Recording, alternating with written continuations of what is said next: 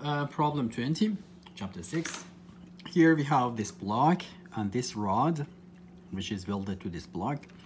Both of them are together moving along this rail, and we are applying 800 Newton to both of them together to the system along the rail.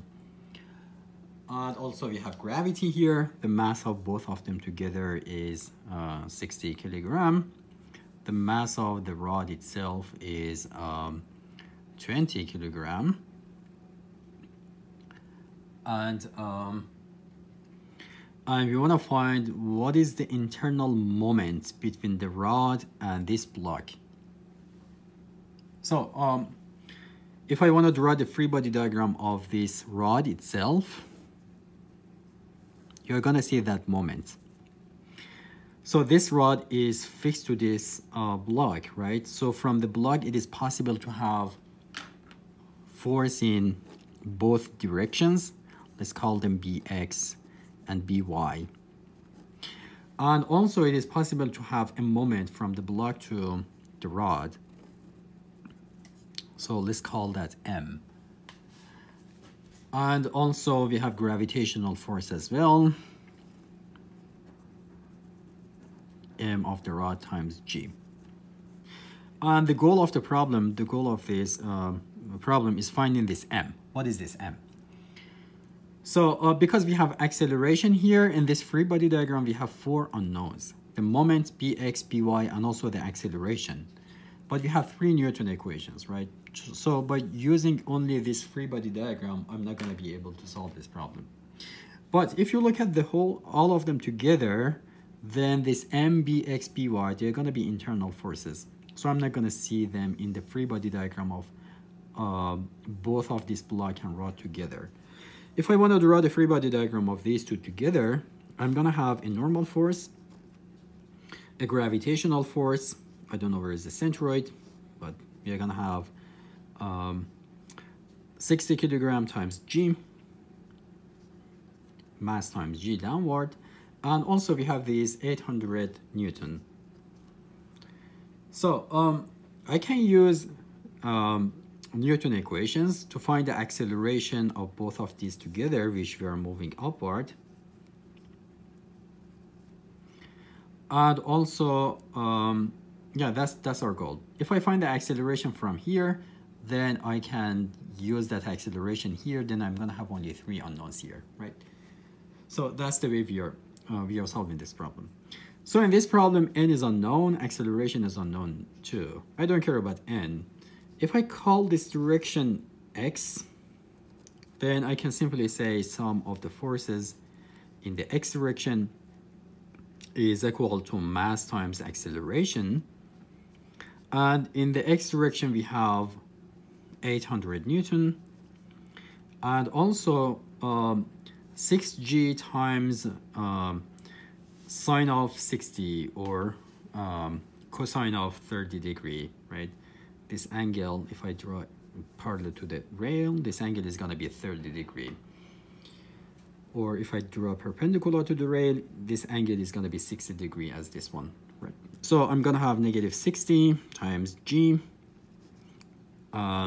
times cosine of 30 degree is going to be equal to the mass. The mass of the whole system together is 60 times A.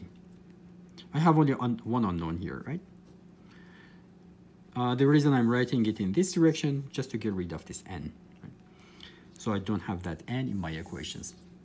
So from here, A is going to be equal to 4.84 meter per second square. Now, in this one, I can use Newton equations. I can say sum of the forces in the x direction or that direction is equal to mass times acceleration in that direction. Sum of the forces in the y direction is equal to mass times acceleration in the y direction. Sum of the moments about the centroid is going to be equal to I about the centroid times alpha. And alpha is equal to 0, right? Because this guy is not rotating. The other thing I can do, like the method I explained it to you, I can add a force and moment to the centroid and make this a static problem. Then I can take the moment about this point and get rid of this bx and by. I don't want to find those bx and by. The problem is just about m. How that method works, this rod is moving with this block with the same acceleration. So acceleration of this rod is going to be along this x, and the magnitude of that is this. If I want to make this static problem, I have to add mass of the rod times this acceleration opposite to the acceleration. So I need to add mass, by m I mean only the mass of this rod, times acceleration opposite to the direction of the actual acceleration. And also I need to add I times alpha opposite to the direction of real alpha as a moment to my system. But alpha is equal to 0, so I don't need to add anything. This method is called D'Alembert method.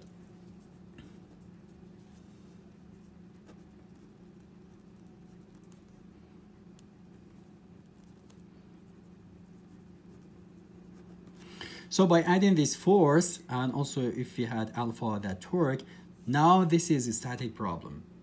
We can say sum of the moments about any point is equal to 0.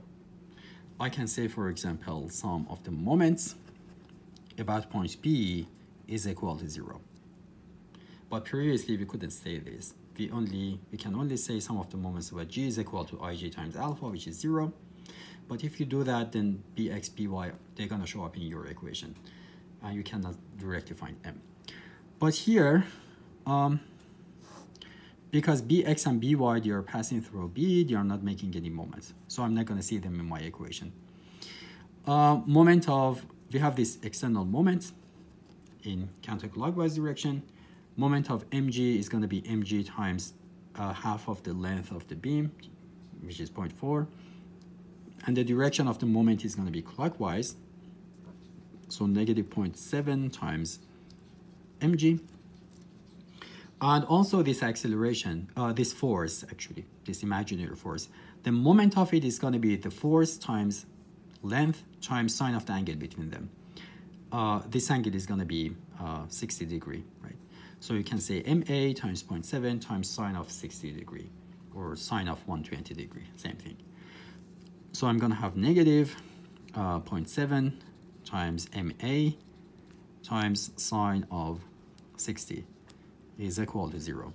We know what is the acceleration. We can put it here to find m. So m is going to be equal to 196 Newton meter.